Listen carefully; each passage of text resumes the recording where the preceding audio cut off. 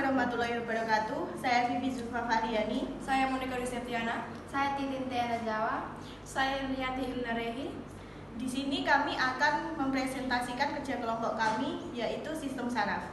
Saraf manusia terdiri dari susunan saraf pusat, yaitu ada otak, sumsum tulang belakang, dan susunan saraf tepi, ada susunan saraf sadar dan saraf tak sadar. Pengertian sistem saraf. Sistem saraf merupakan salah satu bagian yang menyusun sistem koordinasi yang bertugas menerima rangsangan, mengantarkan rangsangan ke seluruh bagian tubuh, serta memberikan respon terhadap rangsangan tersebut. Pengaturan penerimaan rangsangan dilakukan oleh alat indera. Pengolahan rangsangan dilakukan oleh saraf pusat yang kemudian meneruskan untuk menanggapi rangsangan yang datang dilakukan oleh sistem saraf dan alat indera. Rangsangan dapat berasal dari luar tubuh atau eksternal, misalnya suara, cahaya, bau, panas, dingin, manis, pahit, dan sebagainya. Sedangkan rangsangan yang berasal dari dalam tubuh disebut juga rangsangan internal, misalnya rasa haus, lapar, dan nyeri. Sel saraf neuron. Sistem saraf yang terdapat pada tubuh manusia terdiri atas unit-unit terkecil yang tersebut neuron, yaitu sel saraf. Neuron yang terdapat dalam tubuh manusia jumlahnya triliunan. Neuron adalah sel yang mempunyai kemampuan menerima impuls dan menghantarkan impuls. Neuron, sel-selnya tidak mengalami pembelahan sel, sehingga jika sudah mati atau rusak, neuron tidak dapat diganti. Setiap neuron terdiri atas 3 bagian, yaitu badan sel, dendrit, dan akson. Badan sel merupakan bagian sel saraf yang mengandung nuklus atau inti sel dan tersusun pula sitoplasma yang bergranuler dan warna kelabu. Di dalamnya juga terdapat membran sel, nukleus atau anak inti sel, dan retikulum endoplasma. Retikulum endoplasma tersebut memiliki struktur berkelompok yang disebut badan mislo. Dendrit yaitu juluran atau serabut pendek bercabang yang merupakan tonjolan dari sitoplasma pada badan sel. Di dalam dendrit terdapat badan dan mitokondria. Dendrit berfungsi mengantarkan impuls ke badan sel. Akson atau neurin yaitu juluran atau serabut panjang dari badan sel dan berfungsi untuk menghantarkan impuls dari badan sel menuju ujung akson. Serabut akson yang tipis dengan bentuk panjang, di dalamnya terdapat mitokondria, neurofibir, tetapi tidak terdapat badan sel sehingga tidak terlibat dalam sistem protein. Akson diselubungi oleh substansi lemak berwarna putih kekuningan yang disebut selubung mielin. Selubung ini berfungsi sebagai isolator yang melindungi akson terhadap tekanan dan luka, juga memberi nutrisi pada akson dan mempercepat jalannya impuls. Pada tempat tertentu ada akson yang tidak dibungkus selubung mielin yang disebut nodus Ranvier.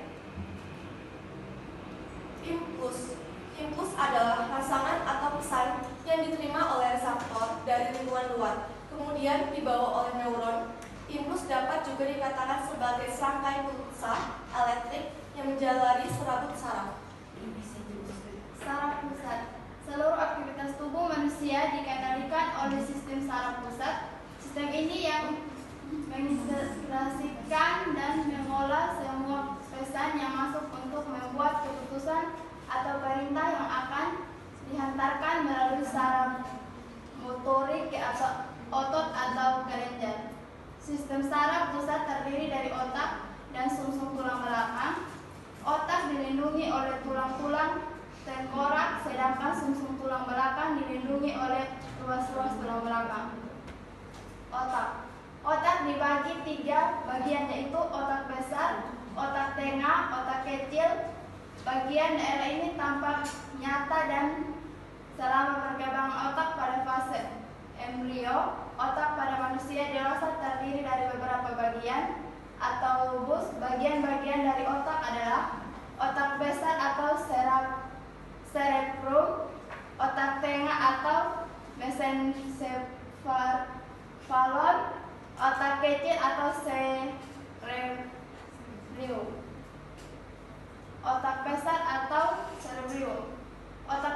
mengisi penuh bagian depan dari rongga tenggorok dan terdiri dari dua belahan hemisfer besar, yaitu belahan kiri dan belahan kanan. Setiap belahan mengendalikan bagian tubuh yang berlawanan, yaitu belahan kiri mengatur tubuh bagian kanan, sebaliknya belahan kanan mengatur tubuh bagian kiri. Otak besar terdiri atas dua lapisan, yaitu lapisan luar atau korteks yang berisi badan neuron dan lapisan dalam yang berisi saraf, yaitu dendrit dan neurit. Otak besar merupakan pusat saraf utama karena memiliki fungsi yang sangat penting dalam mengatur semua aktivitas tubuh, khususnya berkaitan dengan kepandaian atau inteligensi, ingatan atau memori, kesadaran, dan pertimbangan. Otak depan manusia terdiri atas 4 lobus. Bagian lobus ini memiliki fungsi yang beragam. Lobus frontalis berfungsi sebagai pusat pikir, lobus temporalis sebagai pusat pendengaran dan berbahasa, lobus occipitalis sebagai pusat penglihatan, dan lobus variatis sebagai pusat sentuhan dan gerakan. Otak tengah atau mesencephalon. Otak tengah manusia berbentuk kecil dan tidak terlalu mencolok. Di dalam otak tengah terdapat bagian-bagian seperti lobus optik yang mengatur gerak bola mata dan colliculus inferior yang mengatur pendengaran. Otak tengah berfungsi menyampaikan impuls antara otak depan dan otak belakang, kemudian antara otak depan dan mata.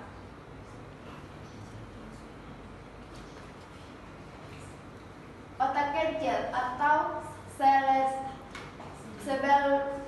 cerebellum. Otak belakang terletak di bawah lobus occipital.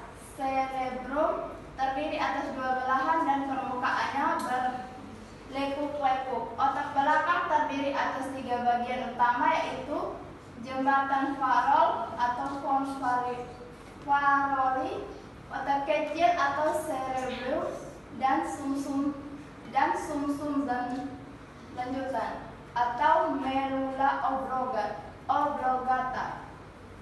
Ketiga bagian otak belakang ini mempertunjuk batang otak. Jembatan Farol berisi serabut yang menghubungkan lobus kiri dan lobus kanan. Otak kecil menghubungkan antara otak kecil dengan korteks otak besar. Otak kecil terletak di bawah bagian belakang otak belakang, terdiri atas 2 belahan yang berliku-liku sangat dalam. Otak kecil berperan sebagai pusat keseimbangan, koordinasi kegiatan otak, koordinasi kerja otot dan rangka. Sumsum lanjutan medial oblagot membentuk bagian bawah batang otak. Fungsi sebagai pusat pengaturan refleksi. Misalnya pernapasan, dentakan jantung, tekanan darah, suhu tubuh, gerakan alat, pencernaan, gerakan refleksi seperti batuk, bersih dengan mata berkedip. Fungsi tulang belakang. Fungsi tulang belakang memiliki fungsi penting dalam tubuh tersebut, antara lain menghubungkan impuls dari saraf sensor ke otot. Dengan sebaliknya, menghubungkan impuls dari otot ke saraf motorik. Mungkinkan menjadikan jalur terpendek pada gerakan refleks. Maksime pengantaran impuls yang terjadi pada tulang belakang yakin sebagai rangka dari restor. Dibawa oleh nerves sensrik, konsumsi tulang belakang melalui akordisal untuk diolah dan ditangkapi selanjutnya. Impuls di bawah nursol, torik melalui akar ventral ke eftor untuk direspons. Saraf tepi. Sistem saraf tepi dinamakan full system. Secara persif, sistem saraf tepi merupakan bagian dari sistem saraf tubuh yang meneruskan rangka impuls menunjukkan dari sistem saraf pusat. Berdasarkan cara kerjanya,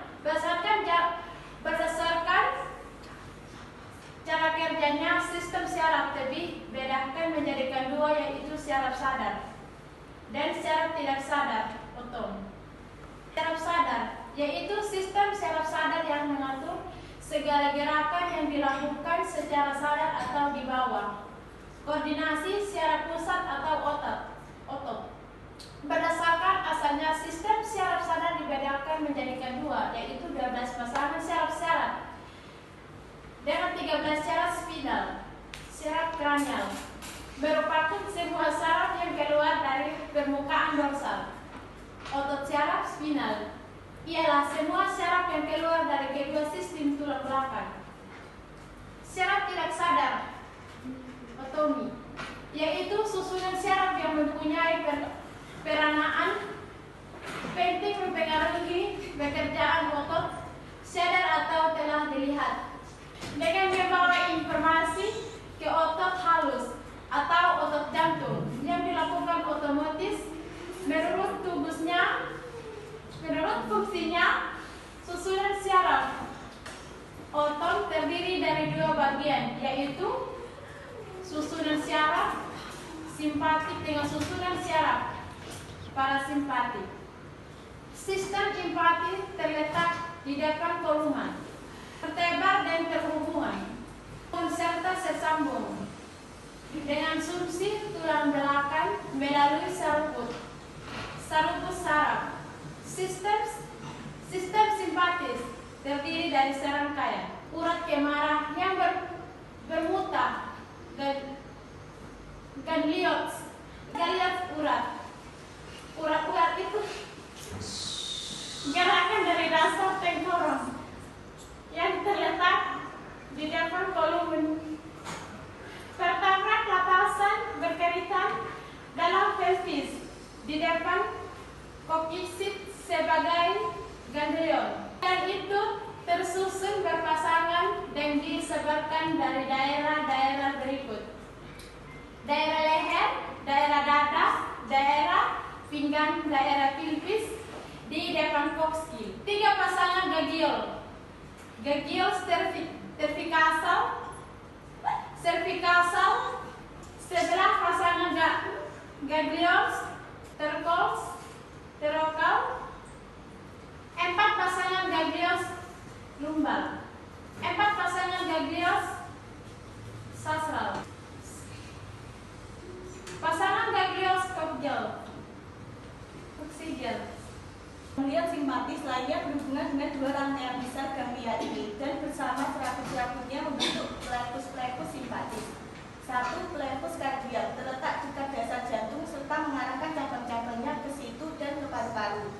Plexus celiaca atau celiac terletak sebelah belakang lambung dan melayani organ-organ dalam rongga abdomen. 3. Plexus mesentericus atau plexus hypogatyrus terletak di depan sacrum dan melayani organ-organ dalam pelvis. Fungsi serabut saraf simpatis: mensarafi otot jantung, mensarafi pembuluh darah, mempersarafi seluruh alat dalam seperti lambung, pankreas, dan usus, melayani serabut motorik, sekretorik pada kelenjar keringat, serabut motorik pada otot tak sadar, mempertahankan tonus semua otot sadar. Sistem saraf parasimpatis. Saraf kranial otonom adalah saraf kranial ketiga, ke-7, ke-9, dan ke-10. Saraf-saraf ini merupakan penghubung melalui mana serabut-serabut parasimpatik lewat. Dalam perjalanannya, keluar dari otak menuju organ-organ yang sebagian dikendalikan olehnya. Fungsi saraf parasimpatis: 1. Merangsang sekresi kelenjar air mata, kelenjar sublingualis, submandibularis, dan kelenjar-kelenjar dalam mukosa rongga hidung. 2. Mempersarafi kelenjar air mata dan mukosa rongga hidung berpusat di nuklei lactimalis, saraf-sarafnya keluar bersama peptus facialis. 3. ketiga, mempersiapkan kelenjar ludah atau sublingualis submandibularis. Gejala umum pada penyakit saraf: 1. Sakit kepala yang muncul mendadak dan terus-menerus, sakit kepala yang berubah atau terasa berbeda dengan jenis sakit kepala umumnya. Mati rasa atau kesemutan, pusing atau goyah hingga tidak mampu berdiri atau berjalan, kelemahan atau kehilangan kekuatan otot, kehilangan penglihatan atau penglihatan ganda, kehilangan memori atau hilang ingatan, gangguan kemampuan mental, kurangnya koordinasi tubuh, otot kaku, tremor dan kejang, nyeri punggung yang menjalar ke telapak atau jari kaki atau bagian tubuh lainnya, atrofi otot dan cadel, kesulitan bicara atau kesulitan memahami pembicaraan, mual atau muntah yang parah. Penyebab penyakit saraf: faktor-faktor keturunan atau genetik, masalah pasokan darah, gangguan vaskuler, cedera atau trauma, terutama pada kepala, cedera otak, dan sumsum tulang belakang, masalah yang muncul pada saat lahir, kongenital, masalah kesehatan mental seperti gangguan kecemasan, depresi atau psikosis, paparan zat beracun seperti karbon monoksida, arsenik atau timah, rusak atau matinya sel saraf yang menyebabkan hilangnya fungsi secara bertahap, generatif seperti penyakit Parkinson, multiple sclerosis atau MS, amyotrophic lateral sclerosis atau ALS, penyakit Alzheimer, penyakit Huntington, dan neuropati perifer, infeksi seperti penyakit abses otak, penggunaan berlebihan atau penarikan obat-obatan resep dan non-bebas, obat-obatan terlarang atau alkohol, jaringan sel yang abnormal atau tumor atau kanker. Sekian presentasi dari kami. Atas kurang lebihnya kami mohon maaf. Wassalamualaikum warahmatullahi wabarakatuh.